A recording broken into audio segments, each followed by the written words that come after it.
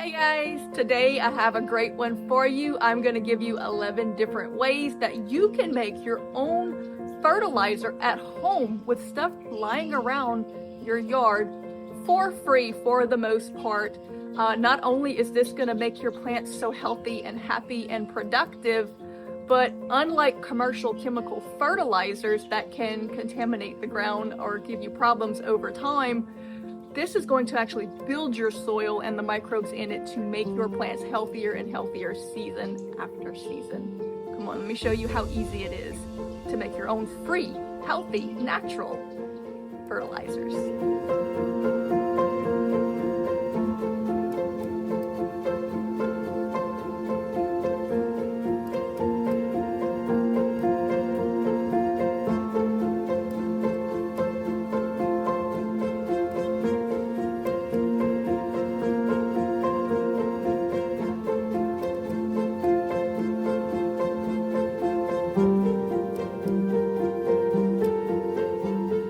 Guys, stick with me. This one might be a little lengthy because I'm going to take you through several different options for creating amazing homemade fertilizers. Some will be all around good, some will be good for specific uses. I'll give you the details as we go through it. But you might ask, why would you even want to make your own fertilizer? Well, first, it's very expensive to get good fertilizers in the store, and I'm going to show you how to be able to do it for free. But even more so than that, when you make your own at home out of natural sources, it builds up the ground, your soil, the microbiome, the good beneficial bacteria. It gives you season after season of benefit, not just the moment that you're using it. Some of the chemical fertilizers that you buy from the store can break down into salts and other different things that are really bad, not just for your soil and for your plants over time, but for the environment, the microbiome. You're really depleting your soil the more that you use it. You get an instant boost, but in the long haul, you're damaging it. Another reason that you may want to know how to do this is because of supply chain problems. Many people may not know this, but in America, where I'm filming, a very large majority, okay, he says hello, big old moose head here in the way again. But a large majority of the fertilizers that we purchase, or at least components of it, are imported. And with things going on in the world with wars, supply chain problems, trade wars, all of these things, the price can instantly skyrocket, or you can actually lose access to it. So knowing how to make your own at home is very important. So come on, let's go through it. Now, I'm not going to give you all of the detailed information. I will go and make an individual video on each of these fertilizers that I will give you complete, total breakdown, detailed information. So make sure you like, share, and subscribe so that you'll be notified as I make each of them. But in this one, I'm going to give you an overview. I'll tell you how to make it, how to use it, and some general benefits for it. But again, make sure you like, share, subscribe, do all those things, click the bells for notifications, so you can be notified as I make each individual video on each one, showing you in detail how to make it, how to use it, and the best uses and benefits for them. So let's go ahead and get started. One great way that you can have free fertilizer, how easy is this, is with rainwater. I did do a whole other video that goes really in depth into the science behind this. But when you use tap water to water your crops, and sometimes you have to, there are harsh chemicals in it. The salts, accumulate in the soil. It's not really that great for them. It may keep them alive in a pinch, but if you really want them to thrive, rainwater has natural nitrogen in it. And there are just great elements to it. It's clean, it's not full of any harsh chemicals, and you can get it easily for free. Just put you a rain barrel or a trash can at the end of your house and collect some rainwater. Now, I understand that you probably can't catch enough rainwater to water a massive garden, but for starting your seeds, it's perfect. If you really want to get a jump start on your seeds in your cups, make them healthy, thriving, just full of life, come up quick, great germination, then catch some rainwater and start your plants with that. Use that exclusively to water them for the first month or two while they're small, and it's really not that hard to do, and you will see a huge difference in the strength, life, and vitality of your new plants. next kind of free fertilizer we're going to talk about is the gold standard, black gold that is, and that is manure. This is a big pile of sheep manure from my brother's flock. If you have livestock, or if you know anyone who does, you can usually get a hold of this for next to nothing, if not free. And you can use the manure from just about any animal. You can put it directly into your garden. Now, different animals, it takes a different amount of time that you need to let this kind of sit because it's too hot. It's got too much ammonia, too much nitrogen in it, straight out of many animals. And it'll take a little while for that to come down. Before you add it straight into your garden, I'll give you a chart so that you'll know how long to wait. However, there is a shortcut. You can get you an old pillowcase or make you a bag that looks basically like a big tea bag and make manure tea. Put your manure in the bag, put it in a bucket or a small trash can and tie it off at the top or put a stick across so it doesn't go all the way down, and just come and stir it once or twice a day. Do that for a few days. Then you can take some of the water, the concentrated manure tea, add it to a bucket, a watering can, dilute it down with water, and then water your plants with it, and you have a liquid fertilizer. That quick, that easy, and that inexpensive. Manure is great for building your soil quality. They're drinking the poop soup.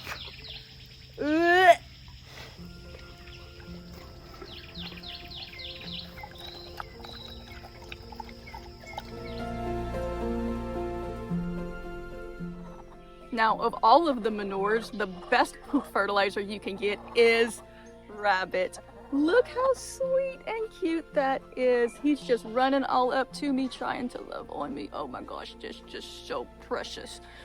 But these little things are absolutely amazing. They are nature's composter.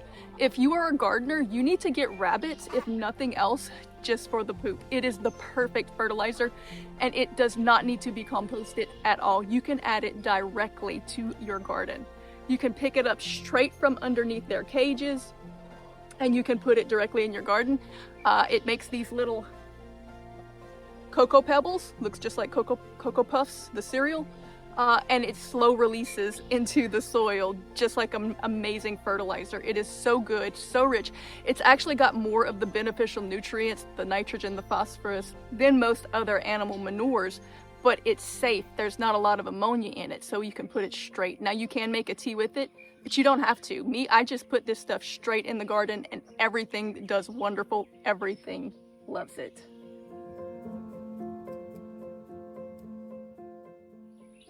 Another very overlooked source for free fertilizer is weeds. Grass clippings. When you pull the weeds out of your garden, you can save them, chop them up. Get a push mower with a little catch bag and catch you a little bit of really good chopped up weeds. You can take it, put it in water, make a weed tea with it, soak it for a few days, and it extracts all those nutrients from it. And you can pour that on your plants. Don't waste all the nutrients that are bound up in this. A lot of weeds have really deep tap roots that pull a lot of minerals and nutrients from deep down in the ground. You can also just catch it and pile it up and compost it and use that as well to add to your garden for organic material. Don't let this stuff go to waste. This stuff is a treasure trove for building the soil in your garden. Next on our list is going to be potash. This is a fire pit right in my garden where as soon as we're done roasting marshmallows with the kids, I can dump the ashes straight into my raised beds or my garden soil. Potash is a great source of potassium that helps your plants to blossom, and it's also good at deterring some pests. So don't throw away your ashes. As long as it's just clean wood, keep them and use them in your garden.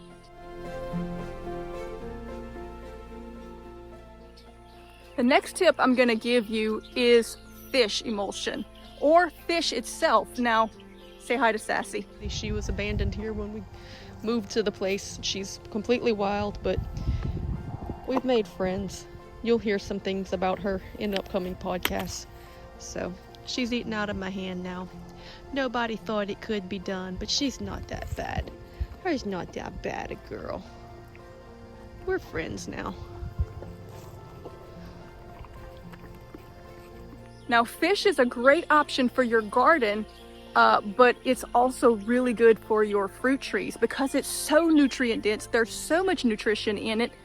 You can go to the fish markets for free and tell them you want your fish scraps, the heads, the guts, the fins, the things they normally have to discard, and then come and plant them in your orchard. Do it just like you would the little spike fertilizers that are so expensive. Go to your drip line. Of course, these are all baby trees. They don't really have much of a drip line, but for me in this new orchard, I could run my middle buster down the middle, make a trench, dump all the fish guts and heads I want in it, cover it up, and it will slowly release those nutrients into the soil, and these trees will absolutely flourish. If you have a larger tree, then just do it just like the spikes and put them in the ground about a foot down so nothing digs it up, right at the drip line. Now, I don't have any to show you at the moment, but I will get some, and I'll do a video specifically on that and the benefits, and I'll show you exactly how to do it. You can do it in your garden too. You can do it with the heads and the guts. If you have coyotes around, they might come and dig it up. So I like it around the fruit trees where I can dig it a little deeper, and if something digs it up, it's not uprooting any plants, not a big deal. But it is good. You can put it in water and make a stinky soup with it and sprinkle that in your garden, and your plants will love it. All right, sorry for the noise. The freeze dryer is running. This one's not free, but it's extremely cheap. This cost me, I think, $9 for 14 pounds of Epsom salt. This is so good for getting your plants started growing the green foliage. This is a good source of magnesium. You just dilute it in water and water it right in, and they will love it. This is a plant food. The instructions are right on the back of the bag. But this is also good for you because you need magnesium too, so put it in your bath. That's why it's in my bathroom, because I use it quite often.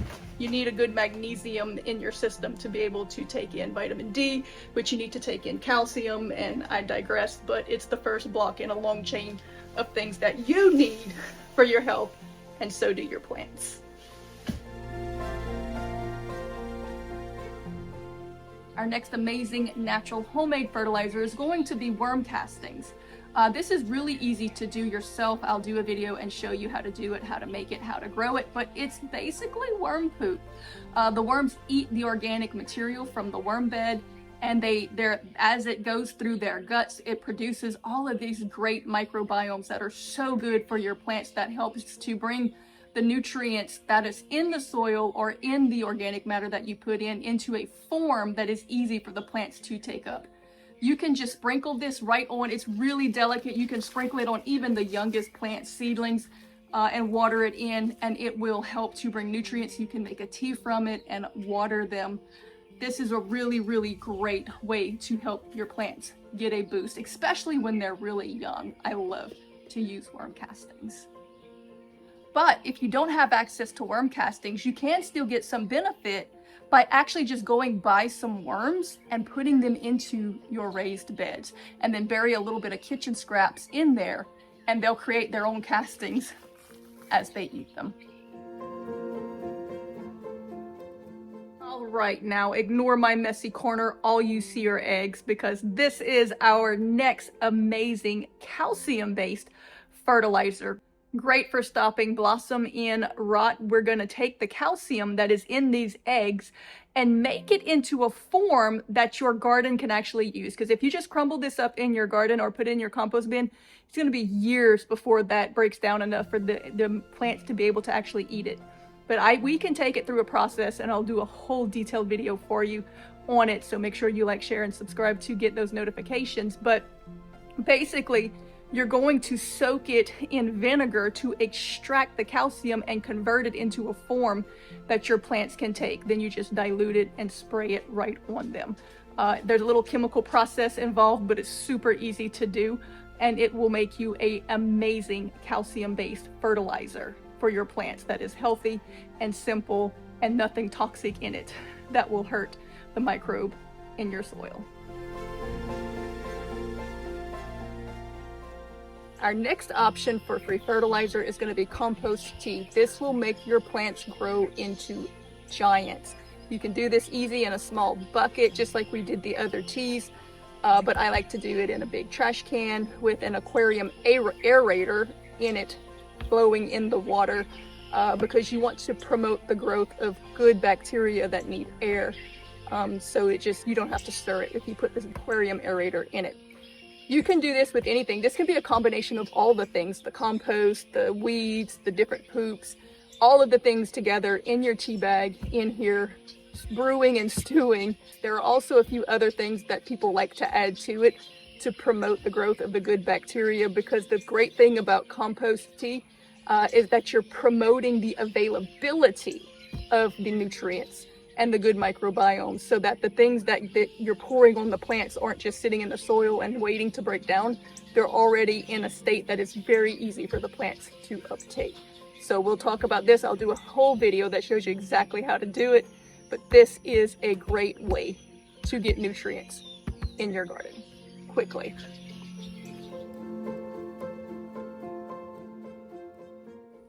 And lastly, we're going to talk about coffee grinds. Smells lovely. Coffee grinds are great for your acid-loving plants like roses, tomatoes, blueberries, things like that. Really, most of the acid has been rinsed out into your coffee and into your body if you're drinking it. So if you have an acid-loving plant, maybe bless them with an actual cup of joe every once in a while and they will flourish. So you could put this in the ground anywhere, even if it's not an acid-loving plant, because like I said, most of the acid's washed out. It's not going to hurt them, but there is a little bit left that is great nutrients that the roses just seem to absolutely love. They will bloom beautifully if you give them some coffee grinds. Another little tip also for your acid-loving plants like roses, blueberries, and things like that, plant them around your chicken yard, because chicken poop is very acidic. And they're not directly in it, but they do get some runoff when it rains, and they just absolutely love it. So if you live in an area, for example, where your soil is not acidic enough to grow blueberries, plant them around a chicken yard and you'll grow blueberries.